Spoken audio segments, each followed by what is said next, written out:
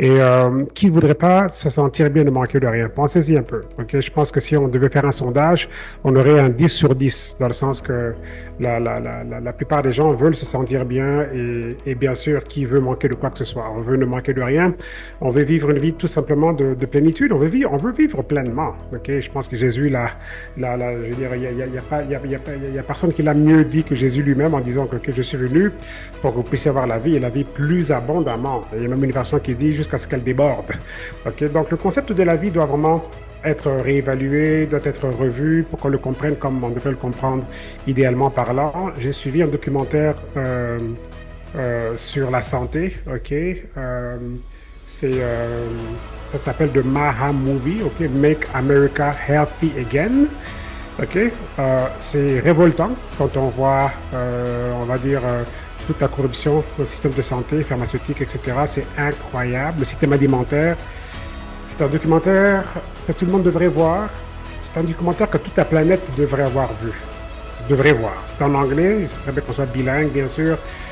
Je ne sais pas quand est-ce qu'il y aura une version française pour ce documentaire-là.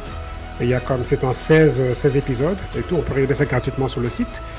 Mais je vous dis, je connaissais déjà la mafia derrière santé et puis alimentation.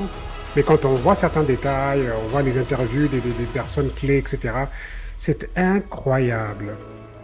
Donc, et c'est évident que pour avoir tout espoir de vivre une vie, okay, comme Dieu l'a prévu pour nous, on doit absolument mettre notre santé par rapport aux priorités.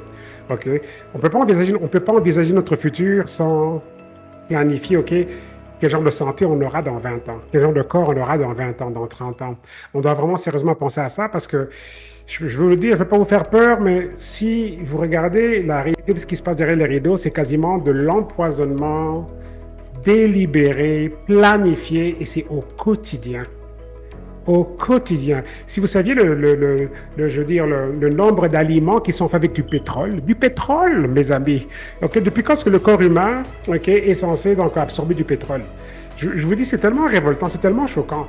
Alors, à moins de vraiment juste être ignorant sur toute la ligne, si on a un peu de notion, un peu de connaissance, alors, si on est moindrement informé sur vraiment qu'est-ce qui se passe au niveau de toutes ces industries et tout l'argent qui se gagne au détriment de la santé des gens et de la vie des gens, ben, on aurait des files d'attente à n'en plus finir pour acheter nos produits. Je vous le dis, c'est une grâce de Dieu vraiment d'avoir des produits tels que les nôtres ici.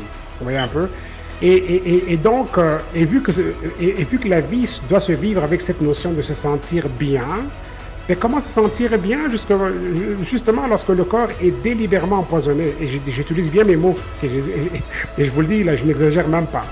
Les corps humains sont délibérément empoisonnés au quotidien, avec tout ce qui est disponible dans les différentes chaînes alimentaires, quoi, je veux dire distribution alimentaire et pharmaceutique, n'en parlons même pas. Donc, cette conscience et tout doit vraiment donc grandir davantage. Okay? Donc, envisager, donc planifier votre santé dans votre futur. C'est pas un accident que les gens gonflent.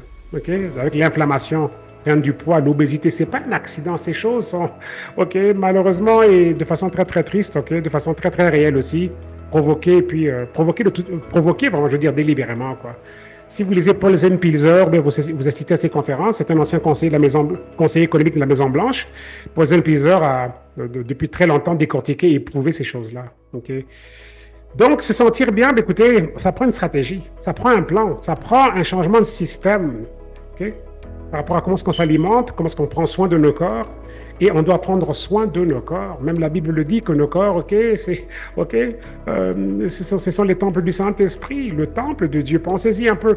Donc, sans nos corps en top forme, il n'y a pas de futur, il n'y a pas de rêve, tout tombe à l'eau, en fait, vous voyez. Et c'est pas juste d'être en vie, puis marcher à quatre pattes, ou bien ou bien être assis sur une chaise roulante.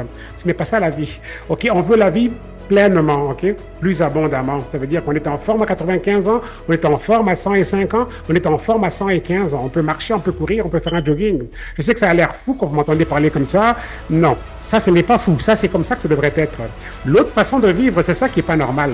Ok, que les gens se fatiguent à 60 ans, à 65 ans, à 70 ans et tout. On dirait que la vie est finie. Non, ça, c'est pas normal. Ok, le normal, c'est ce dont je viens de parler là. Mais sauf qu'on doit le prêcher. Et le prêcher et le reprêcher pour que les gens se rendent compte que, ok, c'est ça la norme en tant que telle. Et c'est pour ça qu'on est là ce soir. Et bien sûr, on veut ne manquer de rien. Vous vous rendez compte que dans ce monde économique, j'ai vu une statistique ce week-end lors d'une conférence à laquelle j'ai assisté, 32% de la population américaine a en fait des dettes en collection. Voulant dire que c'est une chose d'être en dette, d'être endetté, ok, prêt hypothécaire, carte de crédit, etc., prêt personnel, ligne de crédit. C'est une chose d'avoir des dettes. Mais ce qu'on disait là, c'est que 32% de la population, donc aux États-Unis, ok, en Amérique, et donc a des dettes, mais en collection. Voulant dire qu'ils ont dépassé le stade normal du repayement des dettes, et là, ils sont en collection. Ça veut dire que les agences de recouvrement, ok, donc qui sont en train de les harceler tous les jours pour récupérer l'argent en fait. Et donc ça montre là clairement que ok, c'est clair qu'on n'est pas dans un monde où on ne manque de rien. Oui, c'est sûr qu'on peut avoir l'impression on s'achète de tout, mais à crédit, ok, mais c'est pas ça la vraie vie non plus quoi, ok, parce qu'on n'est pas censé s'endetter pour avoir le bien-être que Dieu nous a donné gratuitement, ok, pensez-y. Dieu nous a donné un bien-être gratuitement, pourquoi aller s'endetter pour ça? Et ça prend une autre façon de penser pour que justement on puisse réorganiser nos vies de la bonne manière. Et c'est pour ça qu'on est là ce soir. Okay? Comment est-ce qu'on peut mieux se sentir et comment est-ce qu'on peut aussi vivre sans souci et ne manquer de rien? Okay? Vous n'en avez pas assez. Okay? Je ne sais pas, peut-être que vous n'avez pas ce problème-là, mais la plupart des gens ont ces problèmes-là.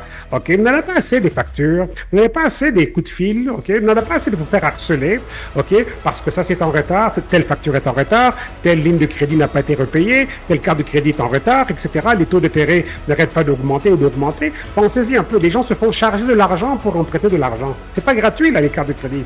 Okay? On donne de l'argent aux gens, mais il y a un coût qui vient avec ça. Alors quand est-ce qu'on vit la vraie vie? Okay? La vraie vie, ça veut dire qu'on ne doit rien à qui que ce soit et on se sent bien dans nos corps. Okay? Bon, en tout cas, moi, je opte pour cette vie-là et s'il y en a qui sont pour ça, ben écoutez, ok, ben suivez-moi et puis on va découvrir ensemble comment est-ce qu'on peut mettre ça en place. Mais ça prend un système parce que vous voyez, ce qu'on nous a appris n'est pas assez. Okay? On nous a dit, ok, va à l'école, prends un diplôme, cherche un boulot. C'est pas assez ça. Ça, c'est une vie qui est vouée à l'échec dès le départ. Encore, ça a l'air un peu exagéré quand je dis ça et tout, mais le système en tant que tel est voué à l'échec. Okay? On pourrait prendre une autre session pour parler de ça en profondeur. Okay? Le système de la santé et de l'alimentation est voué à l'échec aussi. Donc, ça prend un système autre que le système auquel on a été habitué. Vous voyez? Ça prend une différente forme d'accompagnement. Et si on doit suivre ce qu'on nous propose, ben, c'est peine perdue. Okay? Donc, ça prend une autre forme d'accompagnement quoi, pour que les choses, en fait, fonctionnent comme, idéalement comme Dieu l'a prévu. Quoi. Vous voyez un peu? Donc, avec ça, on continue. Donc voilà, et donc regardez-moi d'où je suis parti. Vous vous rendez compte que j'ai vécu pendant très très longtemps comme ce monsieur à gauche là.